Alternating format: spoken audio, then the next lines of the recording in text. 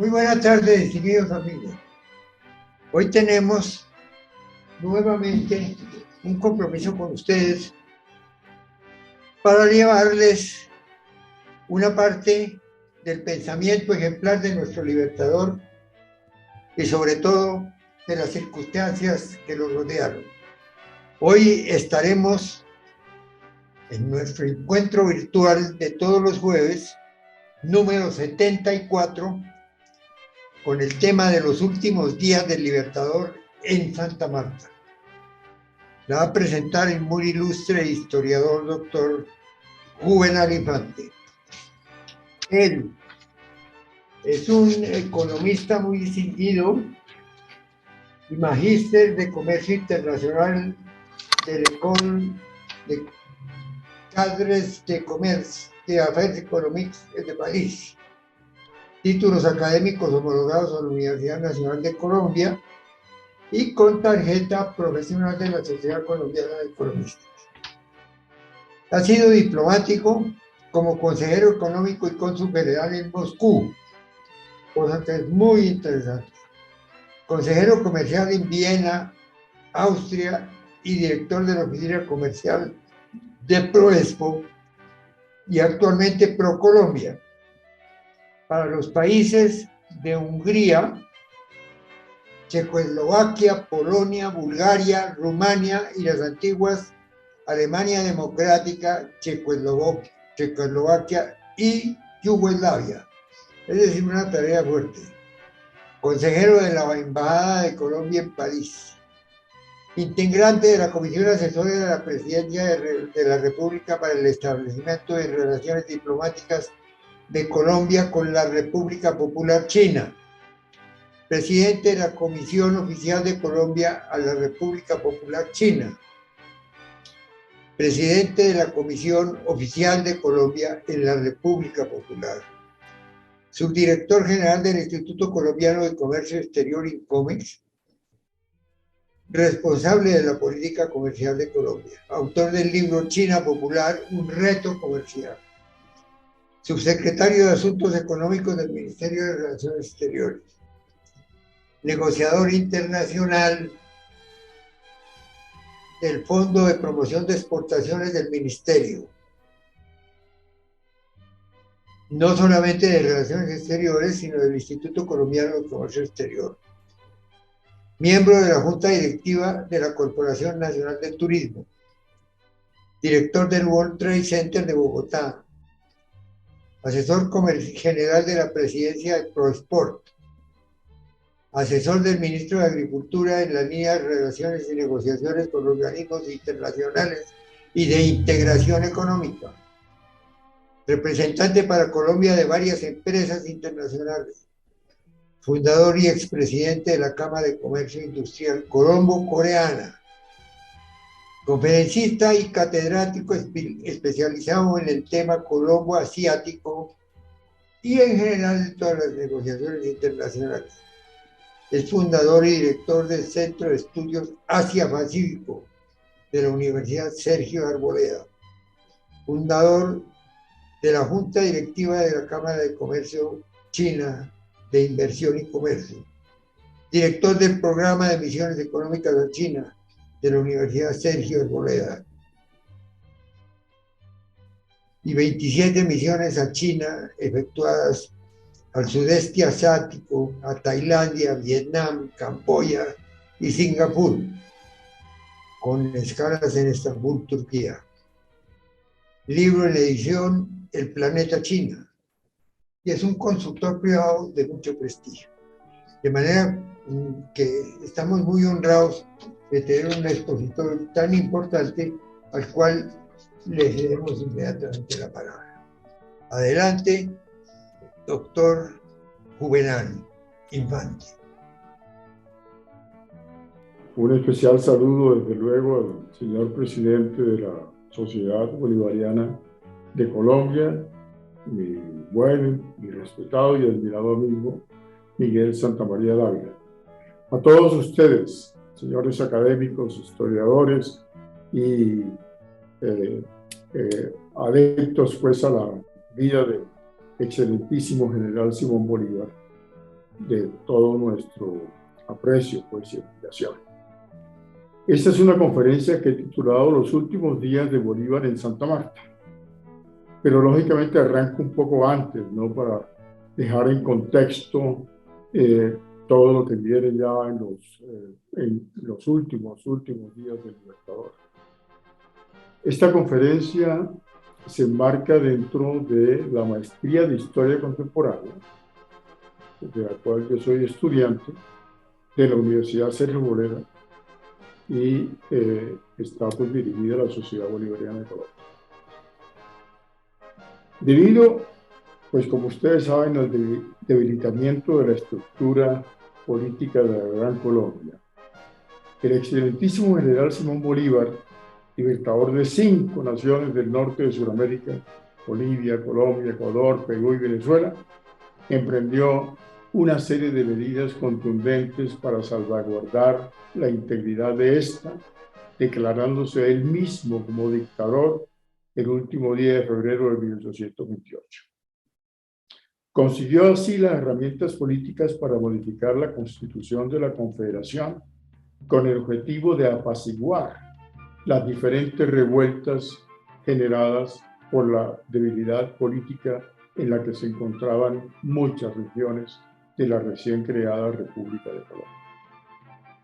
Tales eventos reforzaron entre los oponentes de Bolívar la convicción de que debía ser neutralizado a toda costa, teniendo incluso en numerosas oportunidades intentos de poner fin a su vida, como fue la conspiración en el Teatro de Variedades en Lima, Perú, el 28 de julio de 1826, o lo ocurrido el 25 de septiembre de 1828, en la noche septembrina, donde un grupo de hombres armados irrumpieron el Palacio Presidencial de San Carlos en Santa Fe de Bogotá con el fin de asesinar al caudillo, logrando salvar su vida al ser alertado por Manuela Sáenz, la famosa Manuelita, y escapar por una ventana, pasando la noche bajo un puente en las cercanías del Palacio de San Carlos.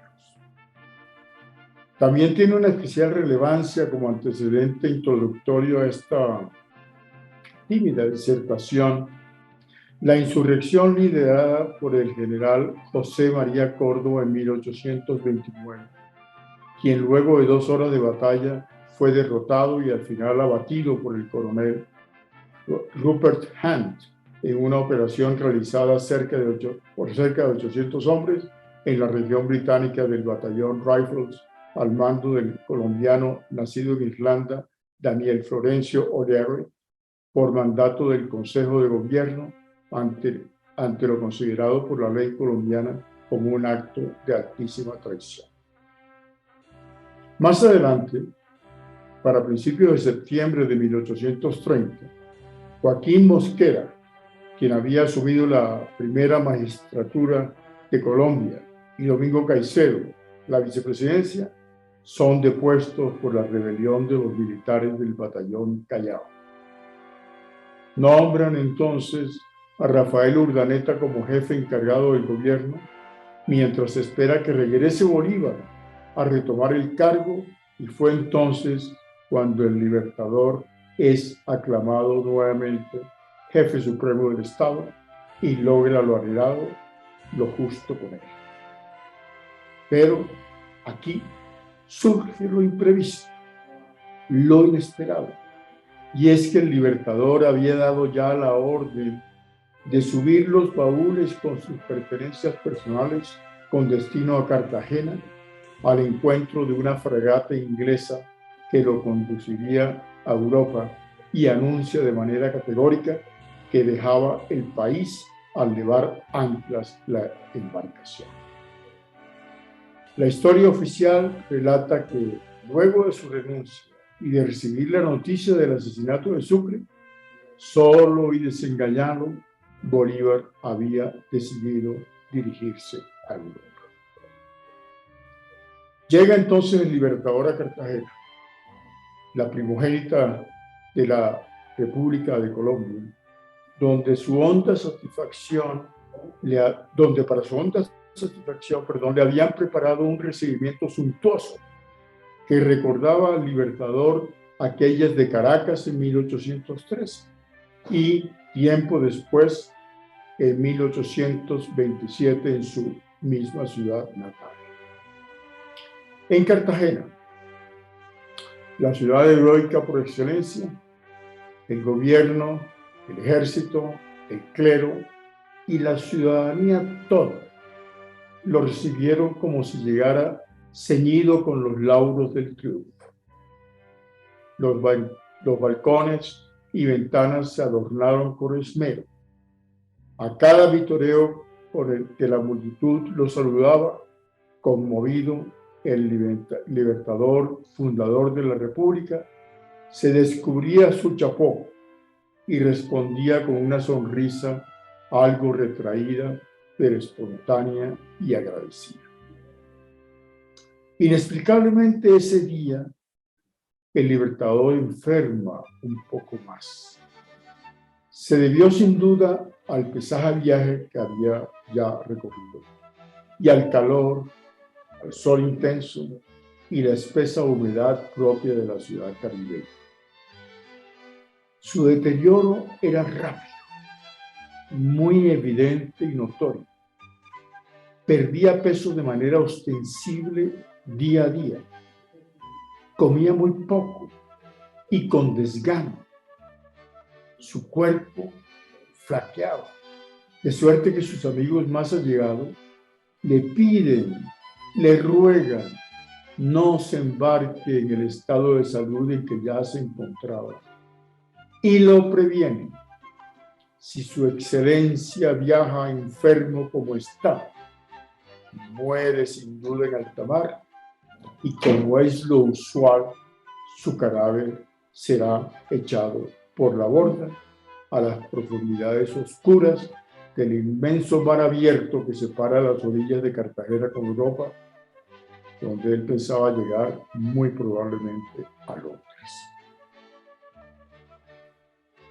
Bolívar calla por un momento, baja ligeramente la cabeza en un gesto poco habitual en él y sorprende a todos, pues a pesar de su recio, de su férreo carácter e indeclinables ánimo y voluntad, anuncia a sus fieles allegados que les atiende sus bien intencionadas sugerencias y desiste de embarcar y dejar el país. Manifiesta, sin embargo, de ir hasta Turbaco, porque le habían recomendado sus volcánicas aguas termales con propiedades medicinales y pide sus baúles para llevarlos consigo.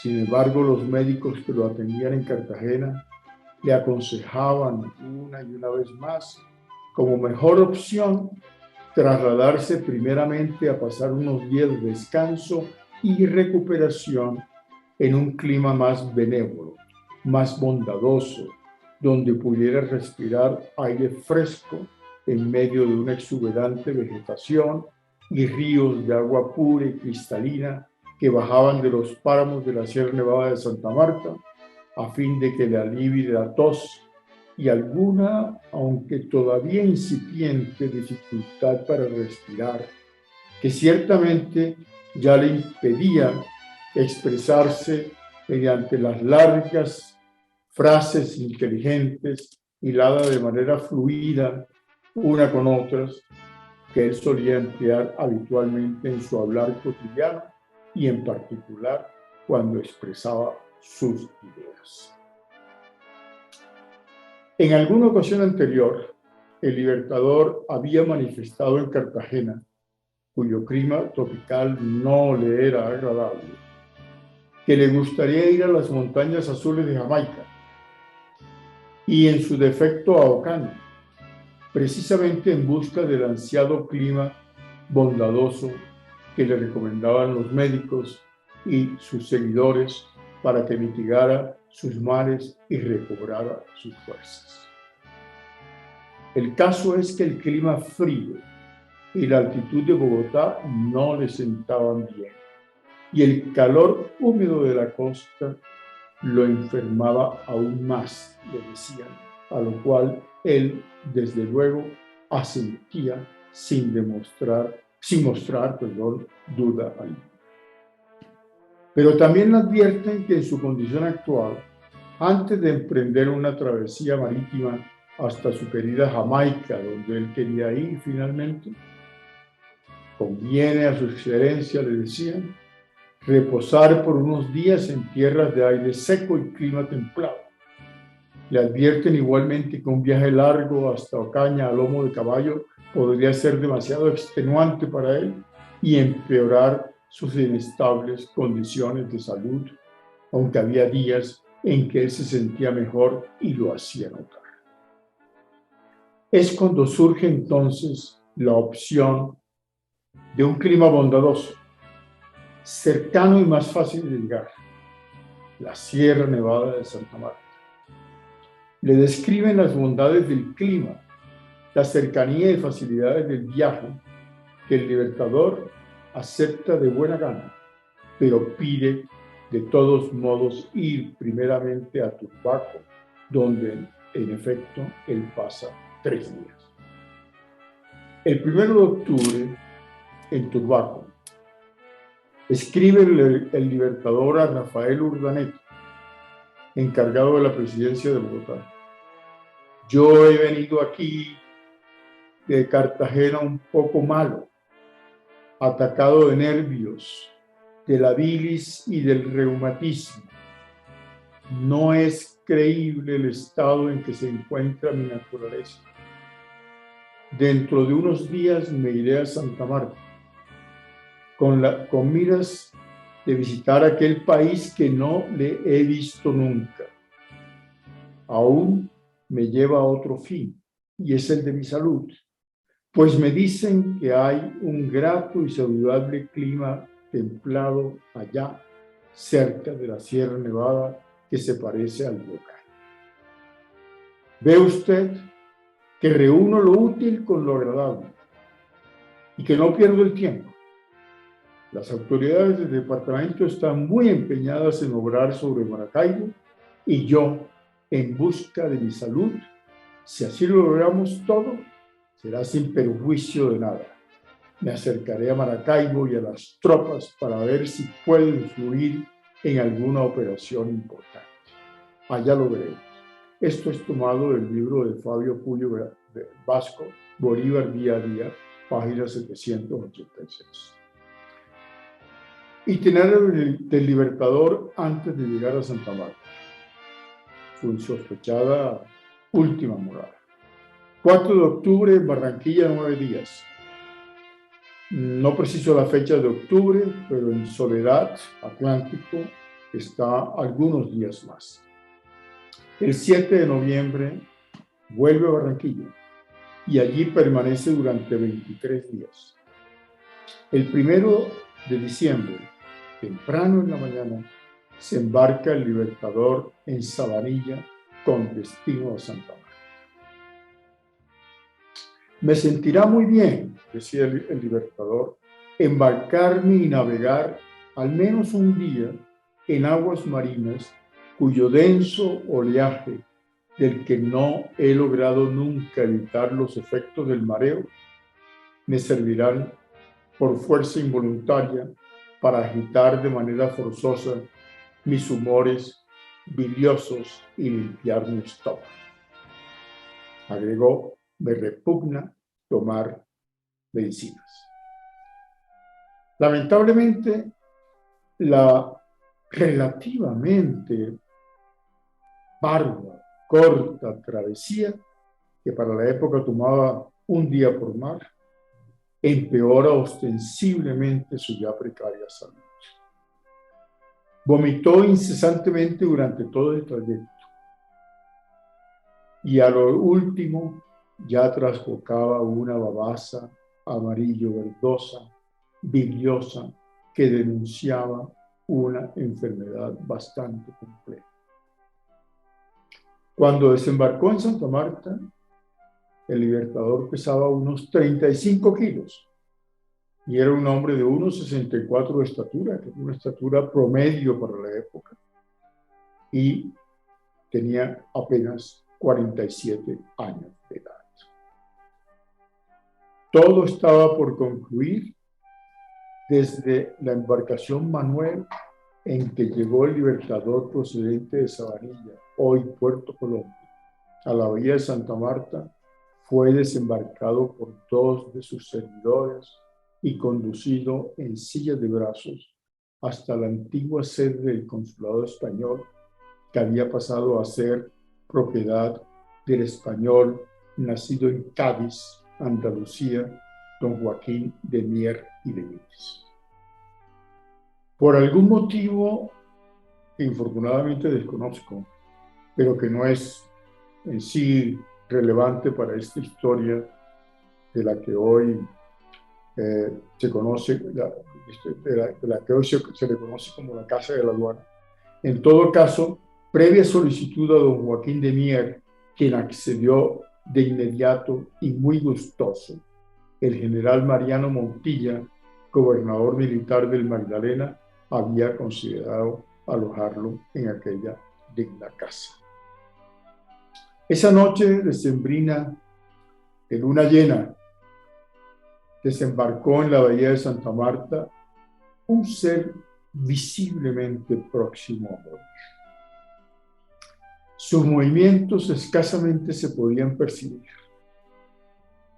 Nada mostraba, para sorpresa de todos, aquel ágil y determinado caudillo político y militar que había sido y como se le conocía y como lo imaginaba la ciudadanía samaria. En efecto, ya era un hombre demacrado, enflaquecido, disminuido, callado, cabizbajo, prácticamente consumido por la enfermedad. A su llegada, en horas de la noche, a Santa Marta, el ilustrísimo general fue recibido de manera especialmente cordial por la población local, actitud que generó grata impresión al general y a su séquito, dado que había rumores de que los lugareños samarios eran todavía realistas y tenían cierta aversión hacia Bolívar. Allí, luego de ser presentados por el general colombiano Mariano Montilla, Bolívar tuvo la ocasión de conocer a quien sería, a partir de ese momento, su médico de cabecera, el cirujano de guerra colombiano nacido en Normandía, Francia, Alejandro Próspero Reverán. Después de tener una conversación en perfecto francés con el galeno normando, Bolívar le transmitió las buenas referencias que tenía de él y que, no obstante de ser él bastante reticente a la medicina, confiaba en que sería el doctor Reverán su nuevo médico.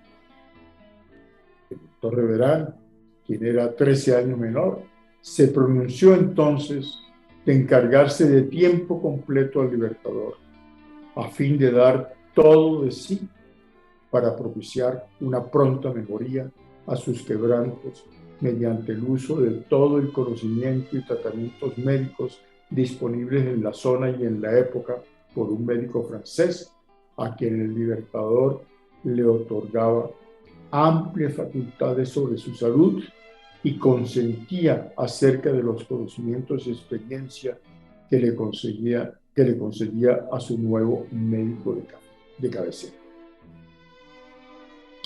En primera instancia, el pronóstico médico inicial realizado por el doctor Alejandro Próspero Reverán no fue nada alentador. Tras interrogar al general sobre su padecimiento, este le puso al tanto sobre el poco cuidado y desinterés que había tenido él mismo respecto al tratamiento de su enfermedad, por lo que después de reunirse con el doctor McKnight, cirujano del barco de guerra norteamericano Campos, el cual escoltó al Libertador en parte de su travesía. Con el fin de obtener una segunda opinión, se llegó a un común acuerdo sobre qué tratamiento seguir respecto a la enfermedad diagnosticada a Bolívar. El Libertador Simón Bolívar, a su arribo a Santa Marta, se alojó del 1 al 6 de diciembre de 1830 en la planta baja de aquella edificación, antigua sede del consulado español, como ya se dijo atrás. Empeoraba día a día. Urgen trasladarlo al clima bondadoso que él buscaba y se le recomendaba, y decide el Libertador instruir al general colombiano nacido en Navarra, España, José Sardá, de hacer construir una cabaña en Mazinga, en cercanías de la Sierra Nevada de Santa Marta. Pero enseguida intervino don Joaquín de Mier, quien le habla de su finca cafetera en el Carmen de Minca, que hoy llamamos simplemente Minca, una más cómoda y mejor acondicionada propiedad que él mismo utilizaba como sitio de descanso y lugar donde él y su familia solían pasar algunas semanas de alivio durante las épocas de mayor calor en Santa Marta, al menos un par de veces al año. Pero el general Morillo, que conocía la zona, sugirió ir adelantando el camino hacia el Carmen de Minca, pasando unos pocos días de recuperación primeramente en la quinta de San Pedro Alejandro. En efecto, don Joaquín de Mier y Benítez, dentro de sus varias propiedades en Santa Marta y sus alrededores, era igualmente poseedor de una finca industrial llamada la Quinta de San Pedro Alejandrino. Era una plantación de caña de azúcar a orillas del río Manzanares, a una legua de Santa Marta y vecina cercana del caserío de Mamatoco, camino hacia la Sierra Nevada, donde su propietario destilaba ron de caña, panela, melaza y harina de trigo importado mediante un molino de piedra activado por fuerza humana de esclavos liberados de tal condición en unos pocos años atrás. La liberación de los esclavos se realizó en la zona de Santa Marta entre diciembre de 1822 y marzo de 1823. Pero para mayor comodidad del Libertador, insiste don Joaquín de Mier, en invitarlo a su finca cafetera y casa de descanso del Carmen de Minca, y le cede para ello su carruaje tipo berlina tirado por un caballo. Todavía en Santa Marta, el pronóstico médico cada vez menos favorable del doctor Rivera, de acuerdo con el médico americano doctor Knight y la fiel complicidad del general Morillo, deciden hacerle, en definitiva, una escala de algunos días en la quinta de San Pedro Alejandrino antes de intentar continuar su camino hacia el Carmen de Minca. La quinta de San Pedro Alejandrino no estaba suficientemente equipada como una casa habitacional, por lo cual don Joaquín de Mier dispuso inmediatamente arreglarle una habitación para el Libertador y otra para su médico, con mobiliario que mandó previamente desde su casa en Santa Marta, inclusive el reloj que después marcaría para la posteridad la hora de la muerte del insigne general y Libertador, a la 1 de la tarde con 3 minutos y 55 segundos del viernes 17 de diciembre de 1830, rodeado de su séquito y tras una larga pero resignada y calmada agonía. Luego del deceso, fue regresado a la casa del consulado español, hoy nuevamente dicho, llamado Casa de la Aduana, donde permaneció en cámara ardiente en la segunda planta hasta el 20 de diciembre de 1830, cuando fue sepultado en la Catedral de Santa Marta. Los despojos mortales de Bolívar recibieron cristiana sepultura en el altar mayor de la suntuosa Catedral Basílica de Santa Marta y allí permanecieron hasta el 22 de noviembre de 1842, cuando fueron exhumados sus restos para trasladarlos a su país de origen, Venezuela, cumpliéndose así el mandato de su testimonio. Sus restos llegaron a Caracas el 16 de diciembre de 1842, en medio de una gran conmemoración oficial, y fueron inhumados en la cripta de la Santísima Trinidad de la Catedral de Caracas, santuario de mucha advocación de la familia Bolívar, que guardaba a sus padres, a su esposa, María Teresa Rodríguez del Toro, y sus dos hermanas. Allí permanecieron en medio de plural satisfacción hasta el definitivo traslado al Panteón Nacional el 28 de octubre de 1876, durante el gobierno de Antonio Guzmán Blanco. En 1947, el constitucionalista venezolano Andrés Eloy Blanco pidió ante el Congreso que los restos de Bolívar no debían estar en un sarcófago de un material tan innoble como el plomo. Y en 1972 fue abierto el tal sarcófago, no una urna que contiene sus restos, y ésta se cubrió con una bandera de Venezuela elaborada en Gran Bretaña. El 16 de julio de 2010, los restos mortales de Bolívar fueron exhumados por orden del gobierno de Hugo Chávez para su análisis y tratar de comprobar si en realidad murió por causas naturales o fue asesinado supuestamente en Perú. También se realizaron pruebas de ADN. Asimismo, fue cambiada la urna de plomo por otra de metacrilato, sellada al vacío, con detalles en oro y ahora colocada dentro de una urna hecha de madera de cedro llanero, árbol maderero oriundo de Venezuela, con un escudo. A partir del día 24 de julio de 2010, una nueva bandera de Venezuela, bordada por mujeres de 7 zonas diferentes del país, cubre los restos mortales del libertador Simón Bolívar. El 15 de julio de 2011, la unidad criminalística del Ministerio Público de Venezuela, que exhumó los restos de Bolívar, informó que la causa de muerte no fue tuberculosis, como lo diagnosticó el médico que la atendió en 1830, sino un trastorno hidroelectrolítico.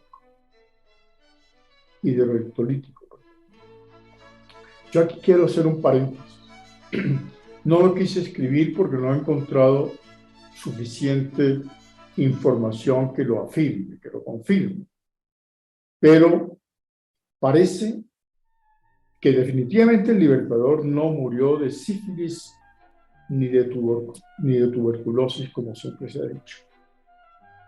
El libertador, de acuerdo justamente con los 33 reportes que hacía el doctor Reverand, día a día, 2 y hasta 3 veces al día, de la evolución de su enfermedad, los médicos de hoy han determinado algo completamente distinto a lo que se ha creído y piensan por esas mismas señales de la evolución, que debió tratarse más bien de un cáncer linfático, poco o difícilmente detectable en la época, que le hizo metástasis a los pulmones y le atacó posteriormente algunos órganos vitales, que fue lo que realmente lo llevaron a la muerte. Otras fuentes oficiales indicaban que la causa de la muerte no pudo determinarse. Personalmente, y no sabría decir exactamente por qué, por lo que yo he venido leyendo en estos días, me atengo más bien a la teoría del cáncer linfático. Porque en el caso de que hubiera sido por sífilis, pues vemos casos de sífilis en todas las monarquías de la Europa antigua y casos de tuberculosis que son pues de una muerte segura, pero mucho más lenta. Y en el caso del Libertador fue exactamente todo lo contrario. Todo lo contrario. Su enfermedad lo fue disminuyendo muy rápidamente. Hoy ya sabemos cómo opera un cáncer de esa naturaleza y cómo coloquialmente decimos se lo llevó en muy poco tiempo. Eso fue lo que le ocurrió al Libertador. Él no duró todo lo que hubiera podido durar aún con tuberculosis y sífilis, pero definitivamente parece que eso no es personal. En ese momento el vicepresidente Howard declaró que en los huesos no se encontraron rastros de tuberculosis crónica, aunque no descarta una eventual tuberculosis sistémica, pero que no había llegado a penetrar a los huesos.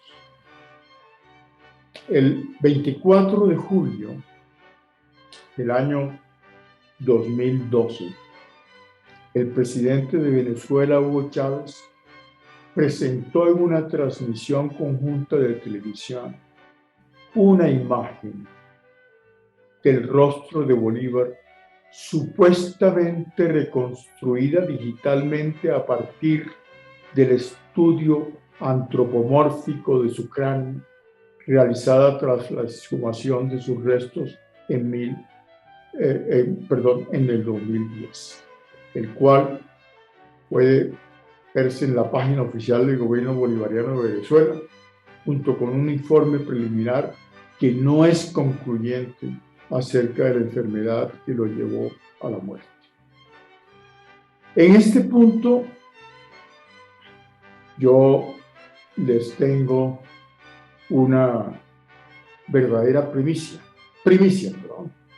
Dentro de unos instantes se enlaza con nosotros la doctora en leyes y exfiscal general de Venezuela, Luisa Ortega Díaz, quien, a pesar de haber creído en un principio en Hugo Chávez, muy a sus inicios, terminó desafiándolo en vida como en cabeza del Ministerio Público de Venezuela, y como tal formó parte ella misma presencialmente de los pocos que estuvieron presentes durante la exhumación del Libertador. La doctora Luisa Ortega Díaz debe estar ya enlazada con nosotros. No sé cómo hará Miguel, el nieto del doctor Santamaría Dávila, para que ella entre entonces a contarnos su experiencia como una de las muy pocas personas, si mal no estoy, eran 7 personas las que asistieron presencialmente a la exhumación de los restos del Libertador. Los dejo entonces con la doctora Luisa Ortega Díaz, una especial amiga mía, a quien admiro y respeto justamente porque se ha convertido en la punta de lanza contra el régimen de Maduro, por no decir el presidente Maduro, y de su gente en la lamentable Venezuela de hoy.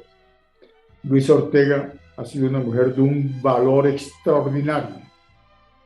Ha declarado y ha denunciado horrores de ese régimen espantoso y por eso la felicito y le reitero mi amistad y mis sentimientos de admiración y de aprecio a ella y a su esposo, el doctor Ferrer, Germán Ferrer, quien es también historiador, hombre de letras, ilustrado y gran patriota, ¿no?, que combate pues el actual régimen de Venezuela. Si es posible, Miguel, nos ayudas para que se enlace con nosotros la doctora Luisa Ortega Díaz, por favor.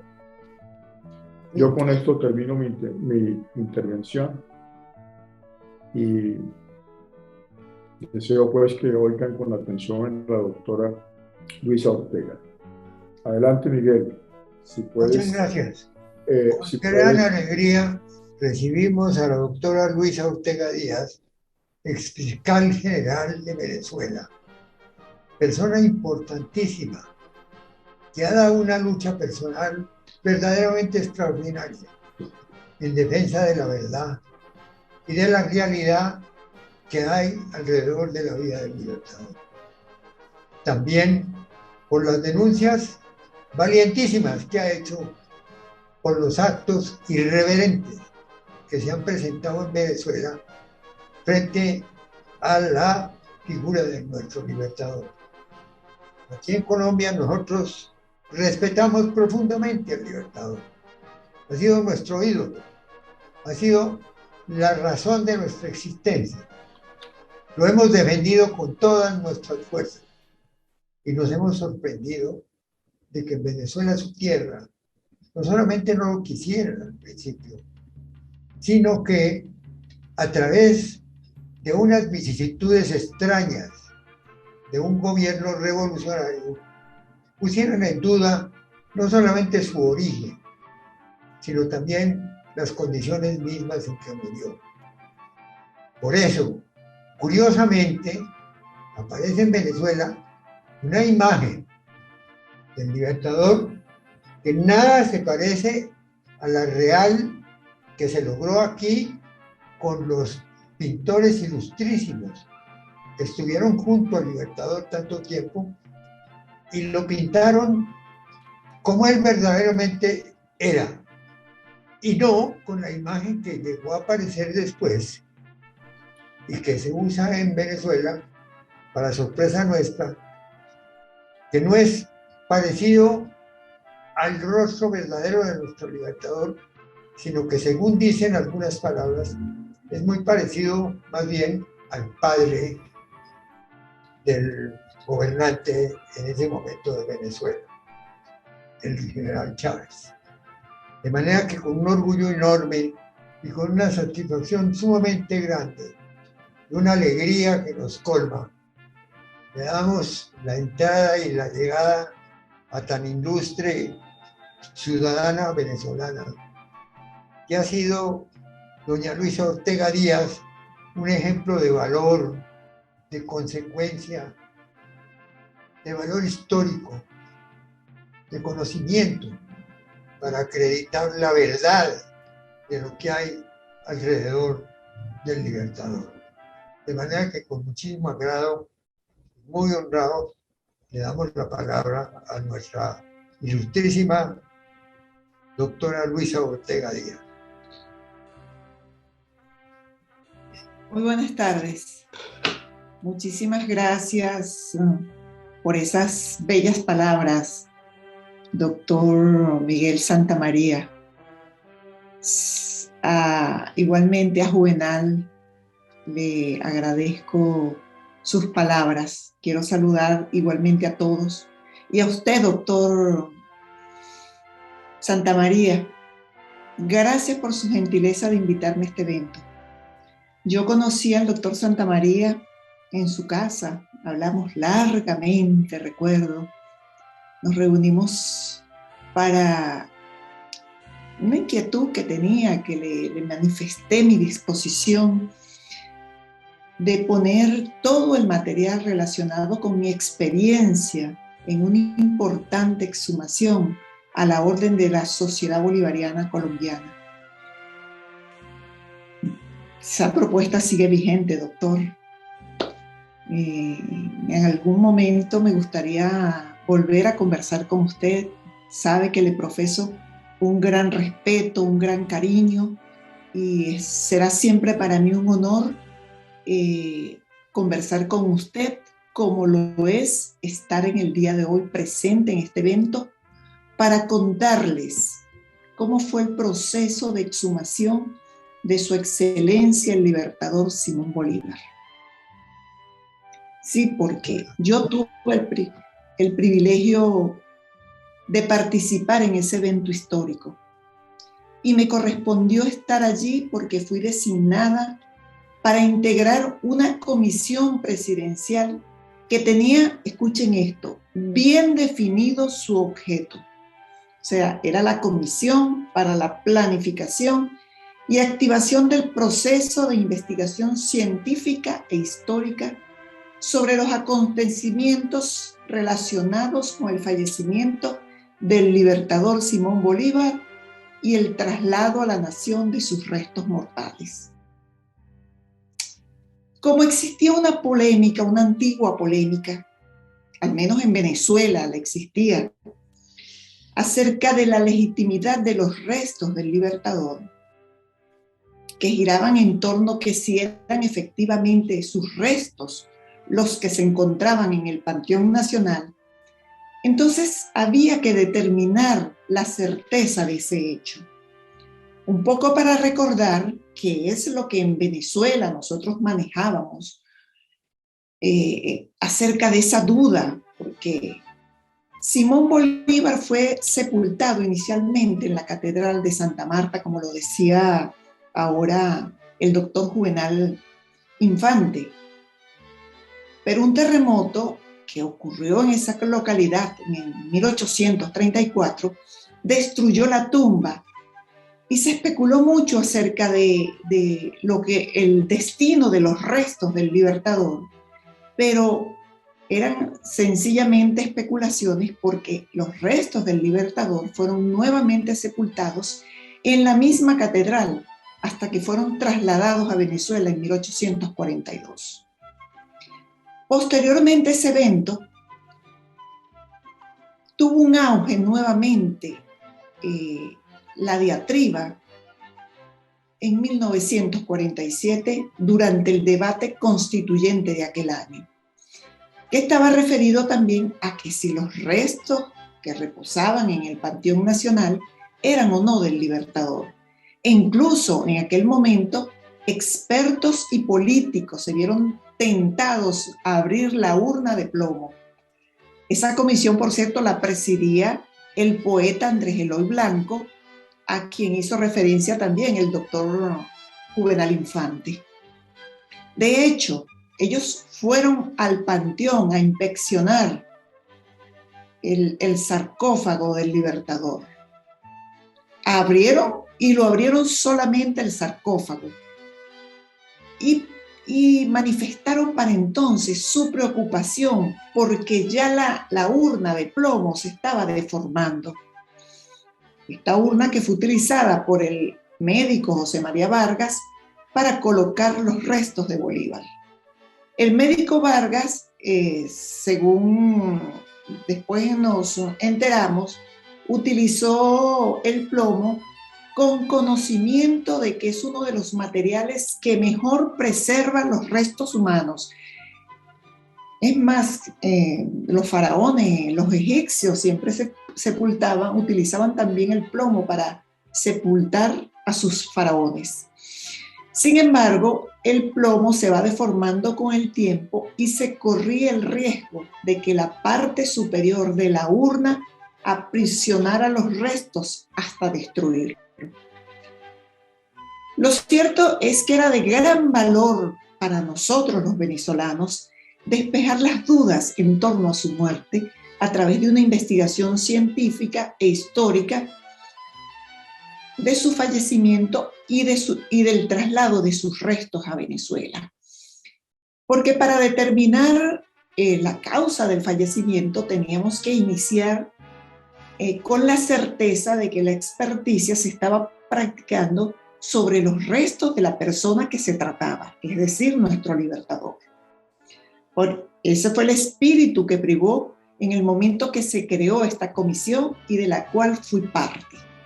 Esta comisión dividió su trabajo en dos subcomisiones: la subcomisión de investigación histórica y la de investigación científica. Por supuesto, yo era parte de la investigación científica. La comisión histórica, que estaba integrada fundamentalmente por investigadores sobre la vida y obra de Bolívar, historiadores, se encargó de orientar a restaurar los hechos históricos relacionados con el fallecimiento del padre de la patria y el traslado de sus restos mortales a Venezuela. Dentro del trabajo de esta subcomisión estuvo el recopilar textos importantes que todos los leíamos. También fue lectura obligatoria los reportes del médico Alejandro Próspero Reverán, y sobre todo que se hizo una recopilación de importantes iconografías del Libertador. A la segunda subcomisión nos correspondió adelantar los estudios genéticos, anatomopatológicos, patológicos, arqueológicos y de otra naturaleza, y la elaboración de un protocolo de actuación para el abordaje del sarcófago, porque todo tenía que ser sin errores, todo tenía que ser perfecto. Entonces se centró en abordar los aspectos que tenían incidencia sobre la apertura del sarcófago y la urna de plomo. Incluso se tuvo que solicitar una autorización judicial para poder abordar tanto el sarcófago como la urna. En Venezuela no se realiza ninguna exhumación de ningún cadáver si no está autorizado por un tribunal de control penal. Entonces hubo que cumplir con ese requisito y cumplir con lo previsto en los procedimientos de la Ley de Protección y Defensa del Patrimonio Cultural de Venezuela, entre ellos la autorización del presidente del Instituto de Patrimonio Cultural, por cuanto todo lo que está dentro del Panteón Nacional depende del Instituto de Patrimonio Cultural. Y esto se hizo para que los científicos y expertos debidamente juramentados y acreditados pudieran acceder al Panteón Nacional, proceder a abrir el sarcófago y obtener muestras de los restos para analizarlos y someterlos a las experticias pertinentes. Estas subcomisiones estuvieron trabajando durante 2 años antes del momento de la exhumación, de modo que todo estuviera previsto y se respetara el rigor científico e histórico del abordaje y la cadena de custodia, como decimos los penalistas.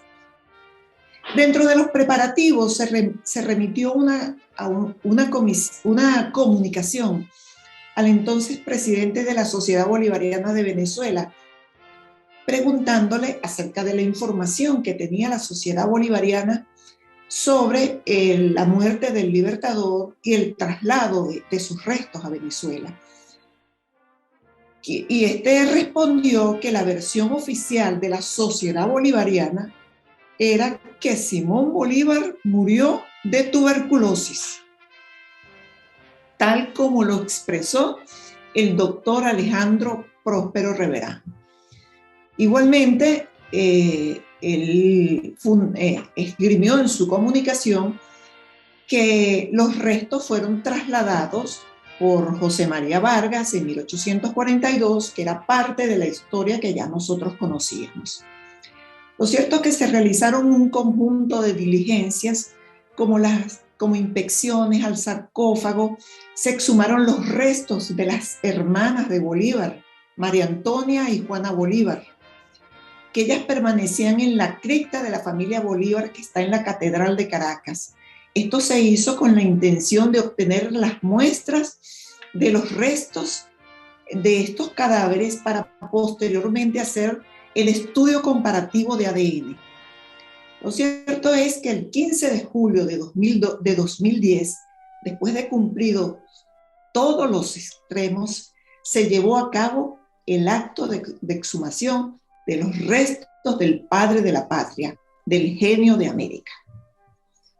Estuvimos presentes de manera permanente solamente algunos de los miembros de la comisión: el vicepresidente, el ministro de Educación, el ministro de Cultura, el ministro del Interior, 2 historiadoras y mi persona como fiscal general. El resto del equipo que intervino, porque fue un equipo casi de 50 expertos en las distintas áreas de la cientificidad, de técnicos y de otras especializaciones. Estos equipos entraban por parte al lugar donde se estaba realizando la exhumación. Por ejemplo, para abrir el sarcófago, por supuesto que nosotros, quienes estábamos al frente de la comisión, no podíamos hacer ese trabajo. Había que destornillar, ese tipo de trabajo que lo hizo un equipo técnico. Entonces, primero entra un equipo técnico-científico a quien le correspondió realizar su trabajo de levantar la tapa conjuntamente con un grupo de militares que ellos le rindieron homenajes al Libertador. Entonces, luego de este homenaje, procedieron a quitar la tapa del sarcófago y inmediatamente se retiraron. Por supuesto, todos los equipos ingresaban por grupos según el requerimiento. Todo el personal que ingresó al recinto usó trajes quirúrgicos debidamente esterilizados, incluyendo mascarillas y bajo un estricto protocolo de actuación. Una vez que se abrió el sarcófago, en el interior se localizó una urna de plomo que estaba maltratada, con deformaciones en toda su extensión.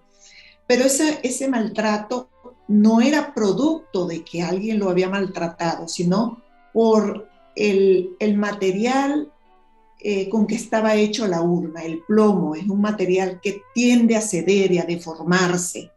Entonces estaba con muchas deformaciones y con manchas de óxido en su superficie. Después se procedió a abrir la urna de plomo. Ahí entró otro equipo que previo hizo un orificio en la urna de plomo, a través del cual se introdujo un instrumento. Es como una balita que va conectada a un computador, denominado baroscopio o sonda de video electrónica, que era para ver la ubicación de los restos dentro de la urna y no maltratarlos al momento de abrirla, porque para tener acceso a lo que estaba dentro de la urna había que cortar el plomo, ni siquiera había que golpearlo, sino cortarlo con unas grandes tijeras.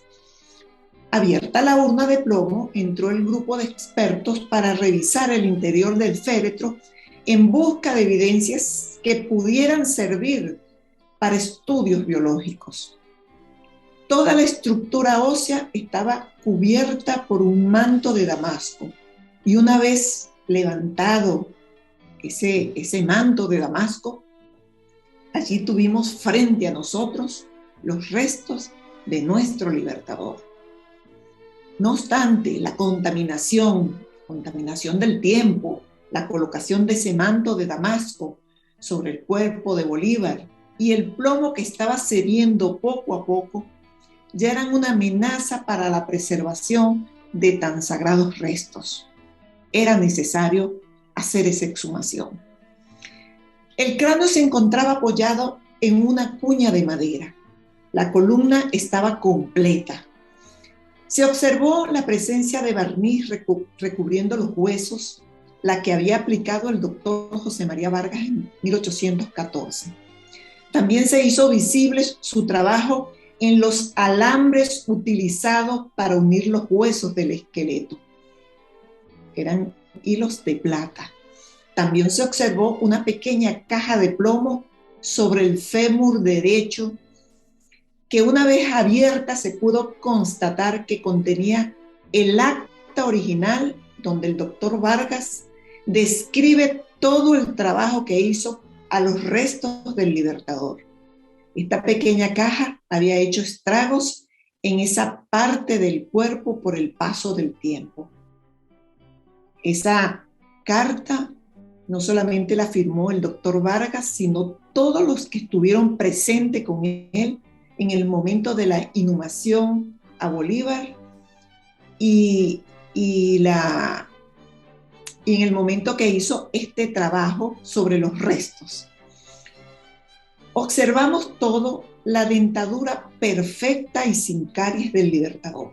Estaba vestido con una casaca guerrera, pantalón y botas bastante deterioradas, pero aún se preservaban.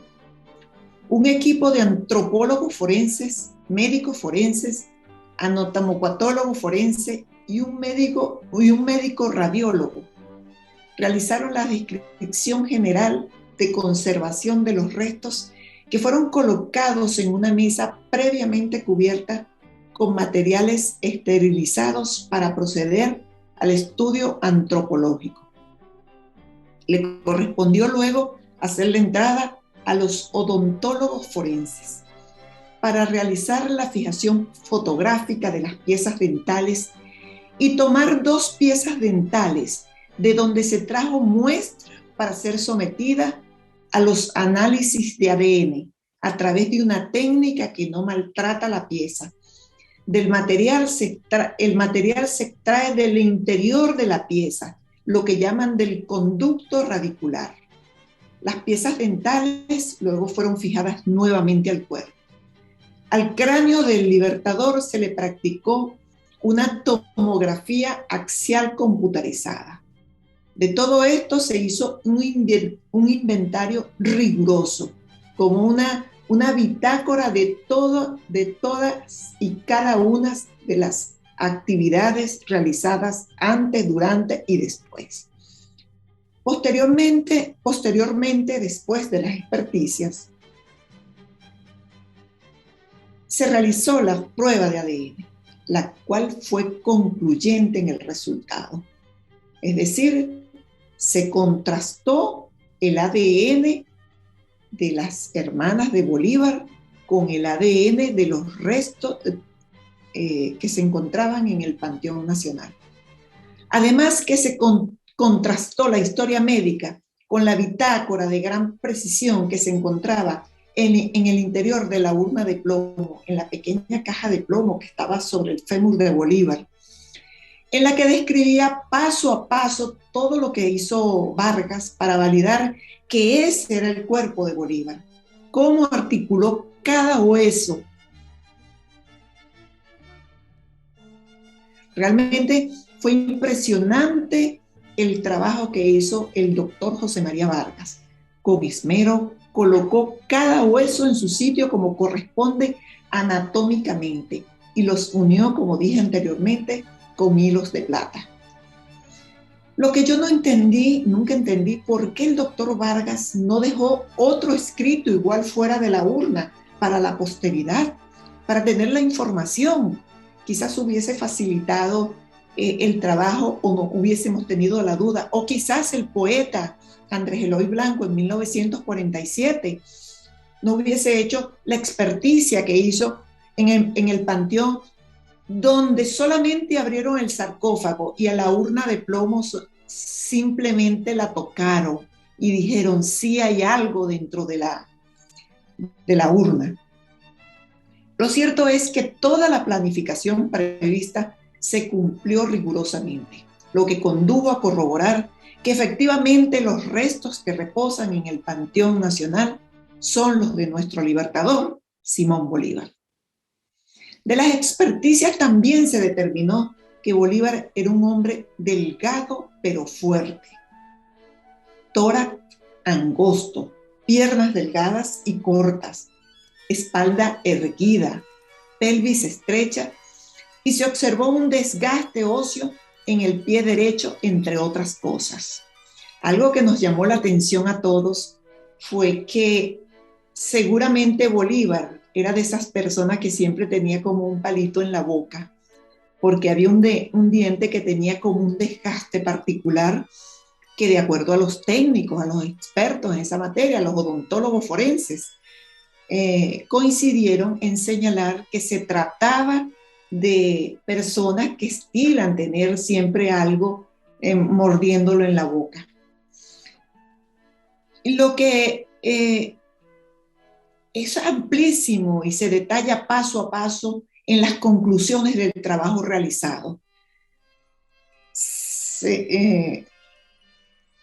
Indudablemente que la conclusión de que los restos de Bolívar son los que están en el panteón son definitivos. Lo que no se pudo determinar, no se pudo llegar a una conclusión, fue acerca de la causa de la muerte del libertador.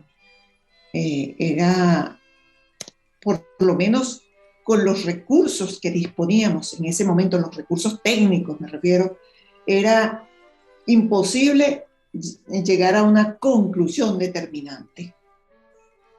Entonces, sin embargo, todo este trabajo, fue una de las primeras cosas que tomé cuando salí de Venezuela y las he llevado conmigo a todas partes, porque para mí, además de que tienen un valor histórico, tienen un valor también sentimental. Mi patria, mi país, Bolívar, el libertador. Y yo soy bolivariana, pero bolivariana de las buenas, no de otros bolivarianos. Sin embargo, hay un elemento que yo no quiero dejar de mencionar. No era competencia de esta comisión determinar si el rostro de Bolívar que conocíamos hasta ese momento y que hemos tenido siempre como referencia era o no el rostro de Bolívar. Ese rostro dibujado por el pintor peruano José Gil de Castro y que el mismo Bolívar aprobara como el retrato más parecido a él que nunca antes habían hecho, las propias palabras de nuestro libertador. Esa imagen que nosotros teníamos de pronto quedó como truncada. Lo que quiero decir es que no fue esta comisión la que concluyó que el nuevo rostro de Bolívar fue el que se presentó en el 2012, lo cual fue para todos una sorpresa. Estoy hablando en mi nombre y yo estoy segura de que para muchos, y por lo que oí ahora del doctor Santamaría y del doctor Infante, indudablemente que para todos fue una sorpresa ver un rostro distinto al que conocíamos, un rostro distinto a la pintura de Gil de Castro, un rostro distinto al que está en el Congreso de Colombia, al que pintaron y dibujaron todos esos artistas de los que hizo referencia el doctor Santamaría.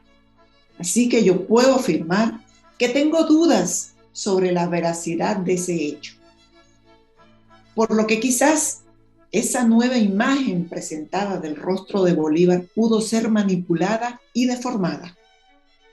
El Ministerio Público guarda en tercera dimensión la tomografía que se le hizo al cráneo de nuestro libertador. Digo yo, porque de allí se puede partir, a decir de los científicos que conocen esta materia, reconstruir el rostro del libertador. Y hay dos fuentes principales para la reconstrucción morfológica del rostro.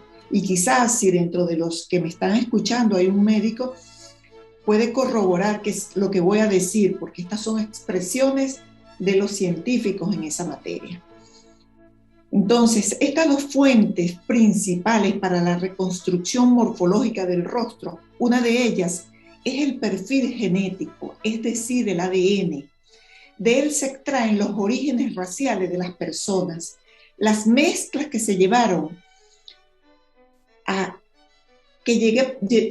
ser quien era. La otra es la fuente de información que es la antropológica forense. Los expertos obtienen los rasgos de las personas a partir del análisis de los huesos. Un hueso de una persona negra es distinto a un hueso de una persona blanca. Ambas ciencias, en este caso del libertador Simón Bolívar, arrojaron los mismos resultados. ¿Cuáles son esos resultados? El libertador era de origen caucásico europeo, específicamente de origen español. Todo esto coincidió con los análisis de las iconografías que fueron analizadas por la Comisión Histórica encargada del proceso. Señores miembros de la Sociedad Bolivariana de Colombia, Dios permita que esta honorable sociedad tome en cuenta esta circunstancia que requiere ser aclarada. Yo, en lo particular, hice el intento allí en Colombia y uno de los temas que hablé con el doctor Santamaría en aquella oportunidad, lamentablemente después vino esta tragedia del COVID, que bueno, nos retrasó a todos en muchos trabajos, en muchas actividades.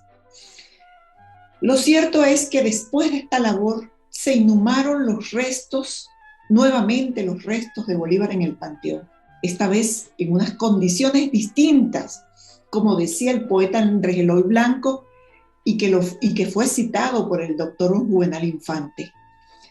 En aquel momento, el poeta, presidente de la Constituyente de 1949, decía: llegará el día en que esos huesos intactos sean sacados de esa urna de metal innoble, haciendo referencia a la urna de plomo, y sean colocados en una urna de cristal y de oro, y que su pueblo le obre y le afiligrana para agradecerle como el mayor tesoro de su corazón. Fue así como nuevamente se inhumaron los restos de nuestro libertador Simón Bolívar en una urna de metacrilato. Es un material cristalino que se mandó a hacer especialmente para inhumar a nuestro libertador. Eso fue parte del trabajo de la comisión también. Igualmente, el sarcófago fue hecho de roble noble y costureras venezolanas de las distintas regiones del país bordaron las estrellas de nuestra bandera en hilo de oro para colocárselo al libertador, cumpliendo el pedimento del poeta. De verdad que para mí ha sido un honor poder explicarle a ustedes todo este trabajo. Por supuesto, este es un breve resumen, pero que está a la disposición de ustedes todo aquello que a bien tengan solicitar. Muchísimas gracias. Es verdaderamente extraordinario lo que ha dicho usted, mi ilustrísima doctora Luisa. Es decir, ese recuento que usted hace es verdaderamente fantástico. Aquí en Colombia no lo conocíamos, no teníamos idea de todas esas maravillas que usted nos cuenta y sobre todo del extraordinario resultado que derrumba todo ese mito que se quiso formar alrededor de la cara del libertador. Que fue una trampa, pero bueno, eso hay que olvidarlo. De todas maneras, para nosotros los bolivarianos, su conferencia es magistral, está llena de cosas iluminantes que para nosotros son absolutamente trascendentes.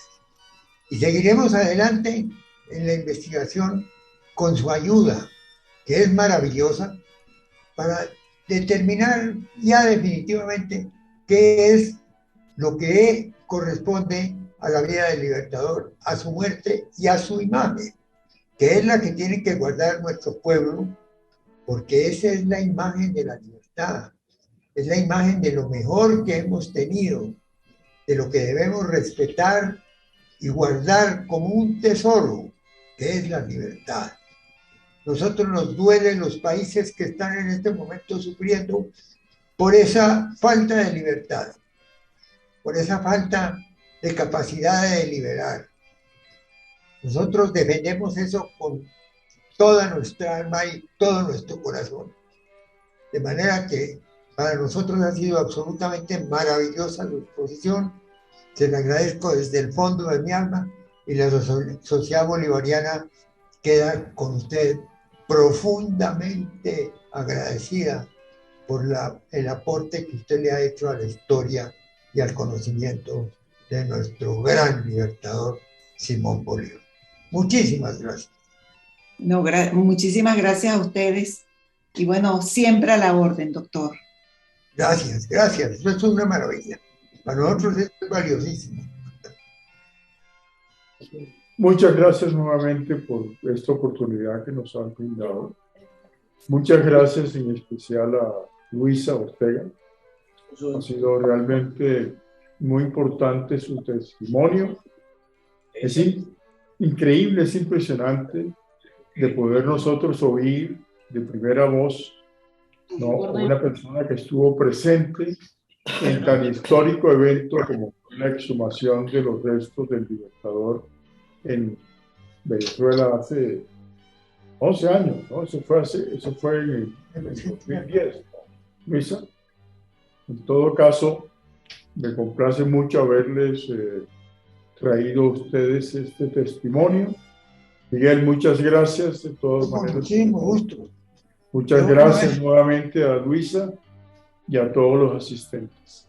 Es decir, ha sido tan fascinante esta oportunidad que realmente ha dejado a todo el mundo mudo, porque yo creo que tal vez la mejor conferencia que hemos tenido en muchísimo tiempo.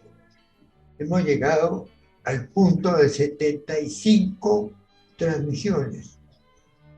Vamos a ver en qué forma la podemos volver física, es decir, legible, para dejar un testimonio para la historia. Porque de todas maneras, en la nube, como dicen, ya está disponible para cualquier persona. De manera que es sumamente interesante lo de hoy. Estamos felices de haber contado con la doctora Luisa, sobre todo con la influencia de Juvenal, y ahora Pupuna ahí también muy entusiasta, porque ella sabe lo que hace y a dónde se mete, porque triunfos es lo que le sobra. De manera que a todos, muchísimas gracias y vamos para adelante. Muy bien. Les deseamos una feliz Navidad y les ruego que me presten atención a esto. Un poquito antes. El día de mañana, que es el aniversario real de la muerte del Libertador, el magistrado e historiador importantísimo Horacio Gómez Aristizábal va a tomar la palabra mañana a las 4 de la tarde para hacer algo muy importante que vale la pena que ustedes se pongan alertas para oírlo, porque va a ser algo sumamente importante. De manera que con esto les deseo una feliz noche. Bravo, bravo, bravo. Pero antes yo quisiera comunicarles un chisme. Bueno, muy bueno. Mañana va a ser condecorado, pues de manera virtual, pero con toda la ceremonia propia de un homenaje importante. Va a ser condecorado el doctor Miguel Santamaría Dávila por la gobernación de Santa Marta, justamente, ¿no?, en agradecimiento y en testimonio, pues, de admiración y de gratitud por toda su labor al frente de la Sociedad Bolivariana de Colombia. Mis felicitaciones, doctor Miguel Santamaría. Hombre, qué altísimo, ¿no? Sobre todo cuando proviene de Santa Marta, mi tierra natal, volvió al Libertador justamente. Pues muy agradecido, me honra muchísimo, imagínense.